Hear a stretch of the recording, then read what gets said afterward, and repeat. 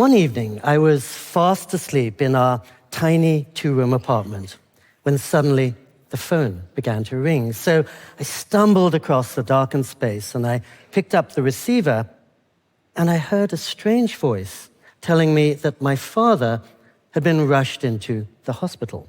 Naturally, I went to be by his side, and for 14 days and nights, my mother and I sat right next to him, urging him on.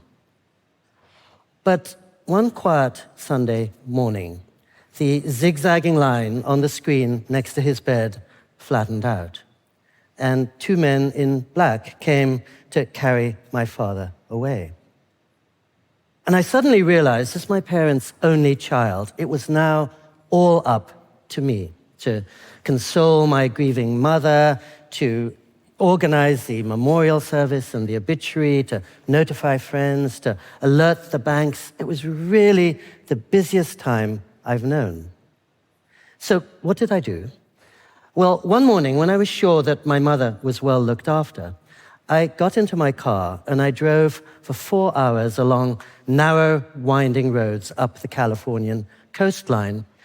And I got out in a place of thrumming silence, high above the sea, and sat on a bench overlooking the water. I let my anxious thoughts recede and gave myself over to everything around me. The bells tolling now and then down the road, the water pooling around the rocks, the bees buzzing around the lavender, the wind whistling through the pampas grass. Finally, after 2 hours, completely washed clean by this kind of living silence, I got back into my car and drove home knowing exactly what I had to do and say. I trust the deepest kind of silence because it doesn't leave room for argument. Let me put that differently. It's hard to doubt what hasn't been said. Silence doesn't ask us to prove or disprove a thing. Words so often cut us in two. I believe this and you believe that. I voted for that person, you voted for this one. I know I'm in the right, which means you must be in the wrong. But when we're joined together in a moment of silence, we're united somewhere far deeper than our assumptions or our ideologies. And I know many of you find this through yoga or meditation or other such disciplines, but for any of us who finds those a little daunting or difficult, the beauty of silence is it's available to everyone wherever you happen to be. And in this world that feels ever more divided and despairing, nothing gives me greater hope than whatever silence we can find and share. You all know it's not always like this. I'm sure many of you have been on the receiving end of a sullen silence, a threatening silence, a silence that breaks your heart open in a room that's suddenly empty. Unfortunately, most of us know how to make silence a weapon or a shield, to draw somebody out or to draw her in. Where were you last night? The silence that follows can be worse than a lie and even than the truth. But the silence I'm talking about is something positive and alive that you can almost touch. For me, it's like stepping out of your social skyscraper self and wandering out into a vast open meadow, getting out of your head and coming back to your senses.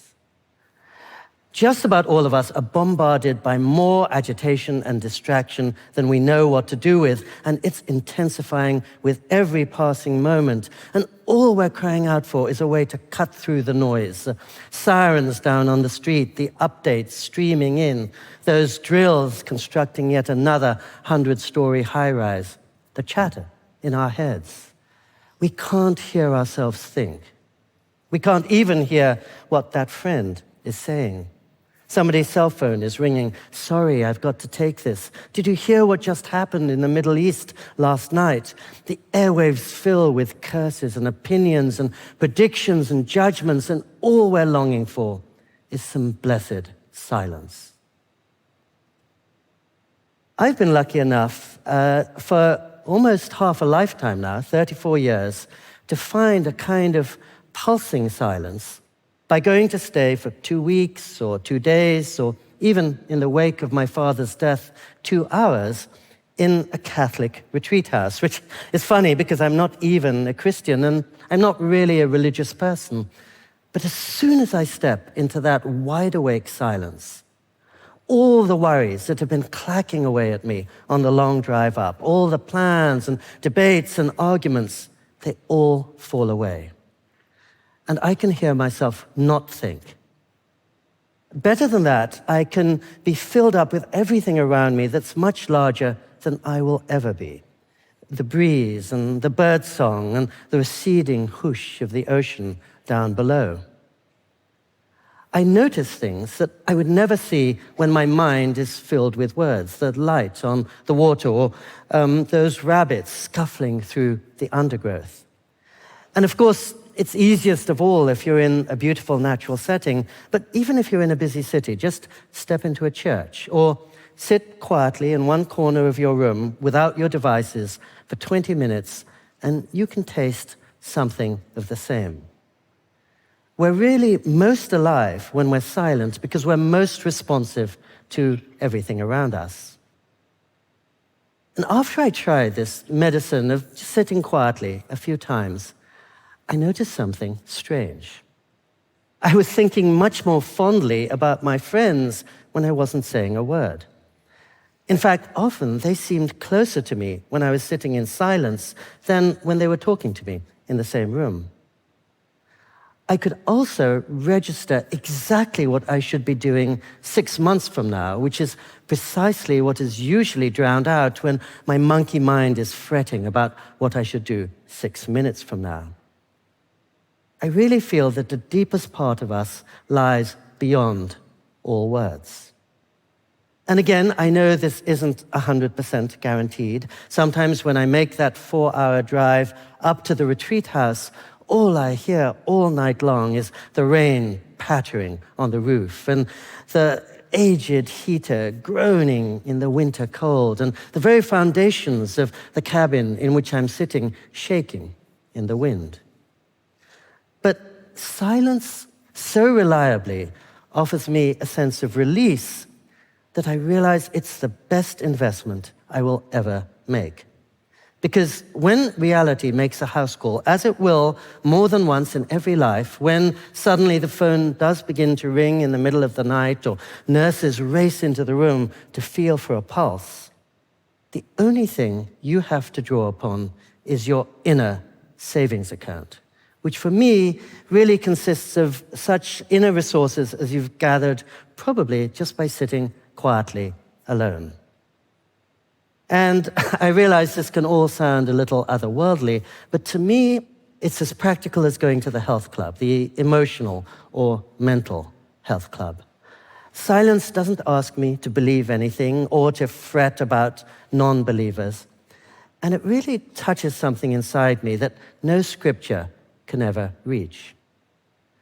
When your mind is silent, wrote Thomas Merton, who, as a monk, lived on closest terms with silence for 27 years, then the forest suddenly becomes magnificently real.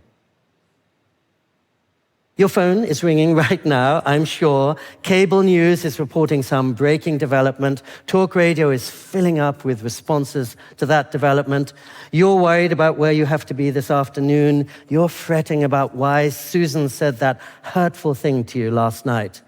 I hear you. But when you fall in love, or when somebody you love dies, or when you step out into that sunrise, the truest words that come to you maybe none at all.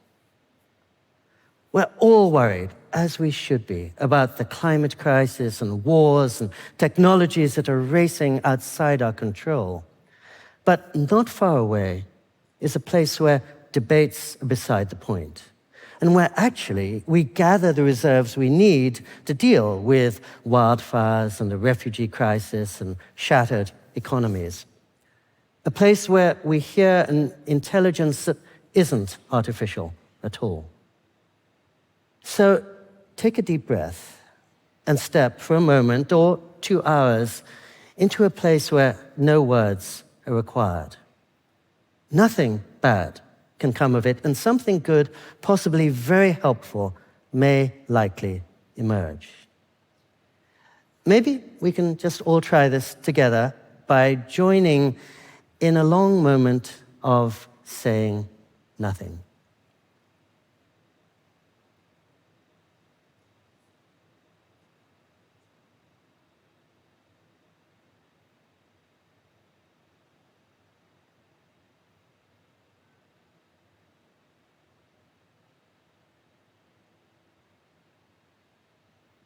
After a long week of words, what a moment to share. Thank you so very much.